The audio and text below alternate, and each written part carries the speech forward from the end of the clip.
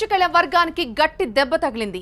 AIADMK party నుంచి శశికళ కుటుంబాన్ని తొలగిస్తున్నట్లు ప్రకటించారు మంత్రి జయకుమార్. పార్టీని కాపాడుకోవడానికి ఈ నిర్ణయం తీసుకున్నామని చెప్పారు. త్వరలో పన్నీర్ సెల్వంతో భేటీ కానున్నామని, ఆయన డిమాండ్లపైన చర్చిస్తామని ప్రకటించారు. పార్టీ పెద్దలంతా కలిసి ఏకగ్రీవంగా ఈ నిర్ణయం తీసుకున్నామని ప్రకటించారు మంత్రి జయకుమార్.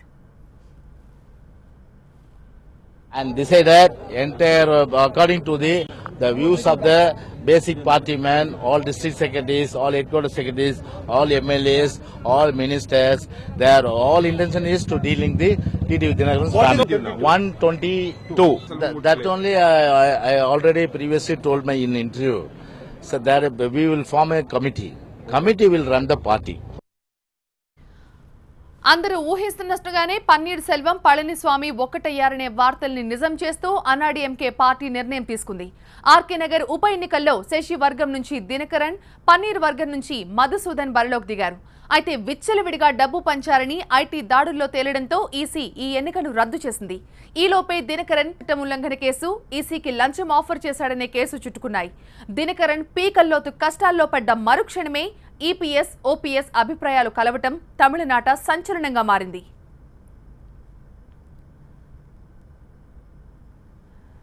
చెన్నై నుంచి తాజా అప్డేట్స్ ని మా ప్రతినిధి మురళి అందిస్తారు. మురళి,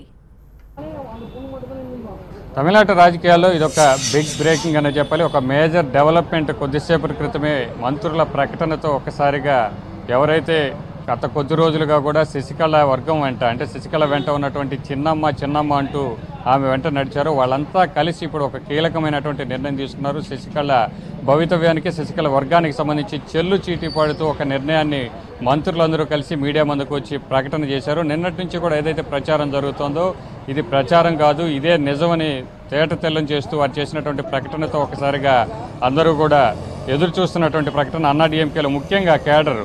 ఎందుకంటే గతంలో కూడా ఎమ్మెల్యేలు అందరూ కలిసి శశికళకు సపోర్ట్గా ఉన్నప్పటికీ, శశికళ వర్గానికి సంబంధించినటువంటి పళనిస్వామిని సీఎం చేసినప్పటికీ కేడర్ పూర్తిగా కూడా విభేదించింది. కేవలం ఎమ్మెల్యేలు మాత్రమే అప్పుడు శశికళ వెంట ఉన్నటువంటి పరిస్థితి. వారు కూడా ఎమ్మెల్యేలందరినీ ఒక క్యాంప్ ఏర్పాటు చేసి అక్కడ నిర్బంధించి సీఎం అయ్యేందుకు అన్ని మార్గాలు కూడా సుగమం చేసుకున్నటువంటి పరిస్థితి. అయితే అప్పటి నుంచి కూడా అనేక విభేదాలు అనేవి చోటు చేసుకున్నాయి. పన్నీర్ సెల్వం తిరుగుబాటుతో ఎమ్మెల్యేలు చాలా వరకు కూడా ఇటువైపు వచ్చినప్పటికీ మెజారిటీ సభ్యులు శశికళ వైపే ఉండడంతో అప్పట్లో ప్రభుత్వాన్ని చేజెక్కించుకున్నారు. కానీ తాజా పరిణామాల నేపథ్యంలో ఇటీవల ఒక వారం 10 రోజులుగా జరుగుతున్నటువంటి పరిణామాలన్నీ చూస్తే ఆర్కే నగర్ ఉప ఎన్నిక వేదికగా మొదలైనటువంటి విభేదాలు ఇప్పటికీ కూడా కొనసాగుతూ ఉన్నాయి. ముఖ్యంగా ఫెరా కేసులో కోర్టు తీర్పు రాబోతోంది. రేపు కోర్టు తీర్పు వస్తే కనుక జైలు శిక్ష పడేటువంటి అవకాశం ఉంది. దీంతో పాటు ఈసీకి 2 ఆకుల గుర్తు కోసం, అన్నాడీఎంకే పార్టీ గుర్తు కోసం 50 కోట్ల లంచం ఇవ్వజూపారు. దీనికి సంబంధించినటువంటి ఆధారాలన్నీ కూడా పోలీసులు సేకరించారు. ఇప్పటికే ఎఫ్ఐఆర్ కూడా నమోదైనటువంటి పరిస్థితుల్లో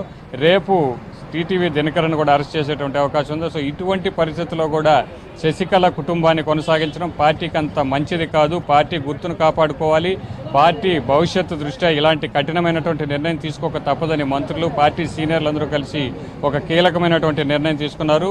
నిన్నటి నుంచి కూడా పన్నీర్ సెల్వం వైపు నుంచి వస్తున్నటువంటి సంకేతాలతో మంత్రులందరూ కూడా ముందుకు వచ్చారు. అయితే ముందుగా పన్నీర్ సెల్వం చేసినటువంటి డిమాండ్లన్నిటిపై కూడా మంత్రులందరూ అలాగే సీనియర్లందరూ కూడా చర్చించారు.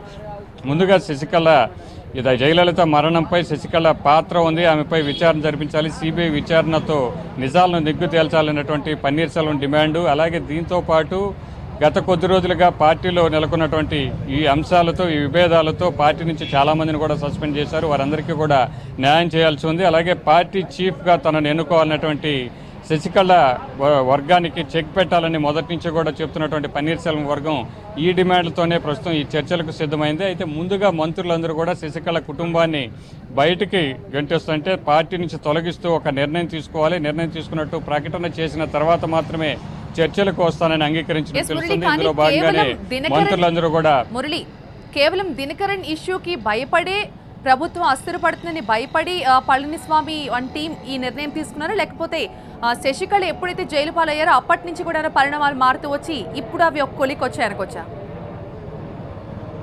ఖచ్చితంగా పార్టీలో శశికళ సీఎం అయిన తర్వాత, సీఎం కావాలనుకున్న నిర్ణయం తర్వాతనే అనేక విభేదాలు అనేవి మొదలయ్యి ఆ తర్వాత పళనిస్వామిని సీఎం చేసినప్పటికీ పార్టీ బాధ్యతలు, శశికళ జైలుకు వెళ్ళిన తర్వాత తన మనిషి అంటూ ఒకరు పార్టీ బాధ్యతలు చేపట్టాలి. అలాగే ప్రభుత్వంలో కూడా భాగస్వామి ఉండాలి. గతంలో పళనిస్వామి వర్గంని సీఎం చేసినప్పటికీ అంతకుముందు పన్నీర్ సెల్వం విధేయుడిగా ఉన్నప్పటికీ ఆయన తిరుగుబాటు చేశారు. మరొకసారి కూడా ఇలాంటి తిరుగుబాటు ఉండేటువంటి అవకాశం ఉంది.